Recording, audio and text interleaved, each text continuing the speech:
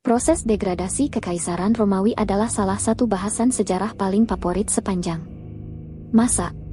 Hal ini menjadi peringatan bagi kita semua kalau sebuah kekaisaran yang begitu kuat pun bisa runtuh. Secara umum, naiknya Commodus sebagai Kaisar Romawi pada tahun 180 Masehi sering dianggap sebagai penyebab awal keruntuhan Romawi. Namun pada kenyataannya, keruntuhan Romawi sudah dimulai jauh sebelum Commodus naik ke atas tampuk kepemimpinan Romawi. Bahkan, keruntuhan Romawi sudah dimulai sejak awal berdirinya kekaisaran tersebut. Untuk lebih jelasnya, mari kita simak 7 penyebab utama runtuhnya kekaisaran Romawi berikut ini. Jika kalian suka video ini, jangan lupa like, tekan tombol subscribe dan nyalakan tombol lonceng notifikasi, agar kalian tidak ketinggalan informasi seputar sejarah. 1. Sistem suksesi yang tidak jelas. Jika ada orang yang bisa disalahkan atas keruntuhan Romawi, maka dia adalah Kaisar pertama Romawi, Augustus. Setelah mendirikan Kekaisaran Romawi, Augustus tidak pernah membangun sistem suksesi yang jelas.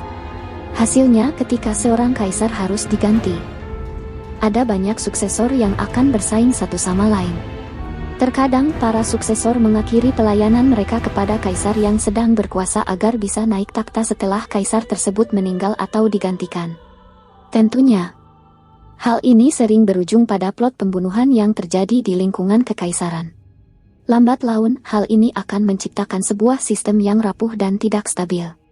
Dalam 200 tahun pertama Kekaisaran Romawi saja, hanya Titus yang menjadi satu-satunya kaisar yang menggantikan ayahnya sendiri, Vespasianus, dan Commodus menjadi kaisar pertama yang lahir sebagai anak kandung dari kaisar yang sedang berkuasa pada saat itu, Marcus Aurelius.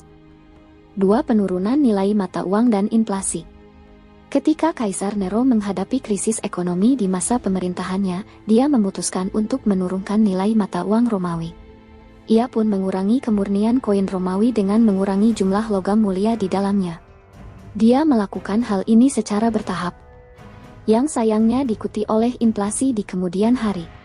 Denarius, koin Romawi yang umum dipakai pada saat itu, memiliki kandungan perak sebesar 91,8% pada masa Nero berkuasa, 76,2% selama masa Marcus Aurelius berkuasa, dan 58,3% masa Kaisar Septimius Severus berkuasa.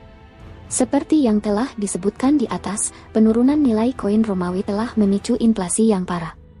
Bahkan, Kaisar Diocletian terpaksa mengeluarkan dekrit kekaisaran untuk mengendalikan inflasi pada tahun 301 Masehi. Sayangnya, dekrit tersebut tidak banyak memecahkan masalah inflasi di Kekaisaran Romawi. Selain itu, inflasi ini melahirkan efek samping yang lebih berbahaya, yaitu penimbunan koin.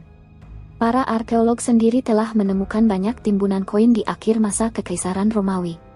Hal ini menandakan kalau inflasi masih terus berlangsung sampai akhir hayat Kekaisaran Romawi. 3. Tahun 4 Kaisar.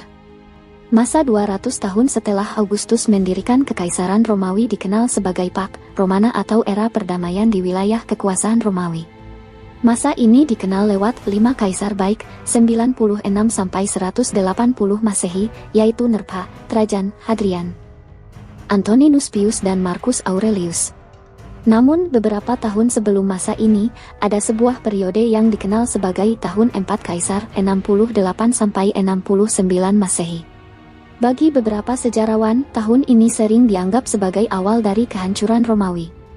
Periode ini dimulai setelah Kaisar Nero meninggal pada bulan Juni 68 Masehi, di mana 3 kaisar penggantinya hanya memerintah dalam waktu singkat. Galba selama 7 bulan, dibunuh. Otho selama 3 bulan, bunuh diri. Dan Vitellius selama 8 bulan, juga dibunuh. Baru pada tahun 69 Masehi Vespasianus menjadi kaisar sampai kematiannya pada tahun 79 Masehi. Bahkan, gejolak dalam periode ini tercermin dalam tulisan Tacitus, Histories. Dalam tulisannya, ia berkata, periode yang saya tinggali adalah sebuah periode bencana. Bahkan di tengah kondisi damai, 4 kaisar harus terbunuh oleh pedang. 4. Serangan dari kaum barbar. Banyak sejarawan yang setuju kalau keruntuhan Romawi disebabkan oleh invasi dari kaum barbar. Namun, meskipun serangan dari kaum barbar memiliki peran besar di dalamnya, ini bukan satu-satunya alasan mengapa kekaisaran sebesar Romawi bisa runtuh. Seperti yang diketahui, kekaisaran Romawi tidak runtuh dalam waktu semalam saja. Melansir dari histori, pada saat itu memang banyak gelombang serangan dari kaum barbar yang semakin melemahkan perbatasan utaraan timur Romawi, dan secara bertahap mengurangi ukuran wilayah Romawi. Kewalahan karena gelombang serangan tersebut, Romawi harus kehilangan Inggris pada tahun 406 Masehi, bahkan kota Roma dijarah pada tahun 410 Masehi oleh pasukan Visigoth di bawah kepemimpinan Alaric. Belum lagi serangan dari bangsa Hun yang dipimpin oleh Attila ke wilayah Romawi. Pada tahun 455 Masehi, Spanyol dan Afrika Utara diambil alih oleh Pandal, yang juga menjarah Roma pada tahun yang sama. Sejujurnya, tekanan dari kaum barbar bukanlah hal baru bagi Romawi. Namun yang berbeda kali ini adalah ketidakmampuan pasukan Romawi untuk memukul mundur mereka seperti yang telah dilakukan oleh Julius Caesar di masa lampau. 5. Korupsi yang dilakukan oleh Garda Pratoria. Garda Pratoria, Praetorian Guard, adalah cabang khusus dari pasukan Romawi yang bertugas untuk menjadi pengawal pribadi kaisar. Selaras dengan bertambahnya kekuatan tentara Romawi, Garda Pratoria pun menjadi semakin kuat sehingga sering terlibat dalam suksesi kaisar Romawi. Bahkan, mereka dapat menaikkan dan menurunkan kaisar Romawi dengan mudah. Pada awalnya, Garda Pratoria harus membuat plot untuk membunuh seorang kaisar. Namun pada abad ketiga Masehi tidak ada kaisar Romawi yang dapat memerintah tanpa dukungan militer Romawi dan, tentunya, Garda Pratoria. Hal ini pun membuat Garda Pratoria menjadi salah satu kingmaker paling berpengaruh dalam sejarah. Namun, salah satu hal yang paling mencengangkan dari Garda Pratoria adalah praktik korupsi berupa donasi yang harus diberikan kepada mereka. Alasan pemberian donasi ini beragam. Tapi sudah jelas kalau hal ini akan mengarah pada ketidakstabilan politik Romawi di kemudian hari. 6. Kesenjangan ekonomi yang parah. Meskipun sering digambarkan sebagai kekaisaran yang mulia dan maju, nyatanya ketidaksetaraan sosial dan ekonomi sudah berakar kuat dalam masyarakat Romawi. Seperti yang diketahui, tulang punggung dari ekonomi mereka adalah sektor pertanian yang mengandalkan tenaga kerja budak. Namun di akhir masanya, lebih dari 90% penduduk Romawi adalah orang miskin yang hidup di pedesaan. Tentunya, hal ini juga menyiratkan ketidakseimbangan antara pedesaan dan perkotaan di wilayah Kekaisaran Romawi. Bagi para petani dan pekerja kasar, kota sering dipandang sebagai tempat predator yang akan mengeruk tanah dan ternak mereka. Berdasarkan studi osteologi yang dilakukan oleh para ahli terhadap kerangka Romawi dari semua periode dan semua wilayah kekaisaran, masalah kesehatan seperti malnutrisi adalah hal yang sering terjadi pada saat itu. 7. Ukuran kekaisaran yang terlalu besar. Menurut beberapa sejarawan, wilayah yang terlalu luas adalah salah satu alasan mengapa kekaisaran Romawi runtuh. Karena dengan wilayah yang sangat luas, perjalanan ke suatu kota akan membutuhkan waktu selama berminggu-minggu. Selain itu, perbatasan yang sangat luas juga membutuhkan kehadiran banyak tentara untuk menjaganya tetap aman. Namun yang lebih penting adalah kesulitan untuk mengontrol wilayah seluas ini dari kota Roma.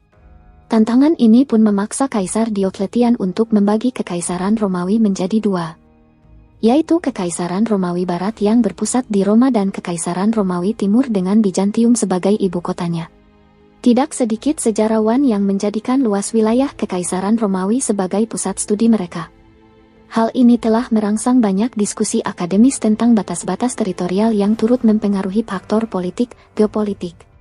Bahkan sampai saat ini, para sejarawan dan sosiolog terus mengeksplorasi topik ini.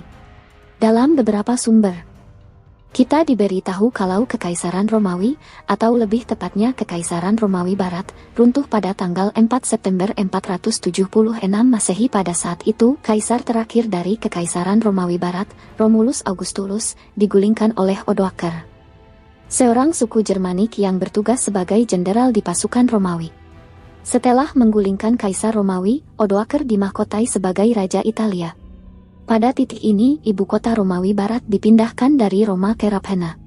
Romawi Barat tidak berbentuk sebagai sebuah kekaisaran lagi, Tradisi Kekaisaran Romawi tetap hidup di Kekaisaran Romawi Timur sampai mereka ditaklukkan oleh pasukan Ottoman pada tahun 1453 Masehi.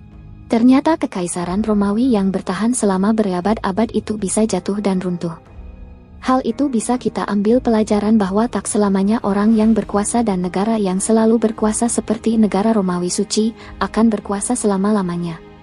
Nah, bagaimana tanggapan kalian soal jatuhnya Kekaisaran Romawi? Apakah negara Romawi pantas untuk jatuh dan hancur? Tulis komentar kalian di kolom komentar.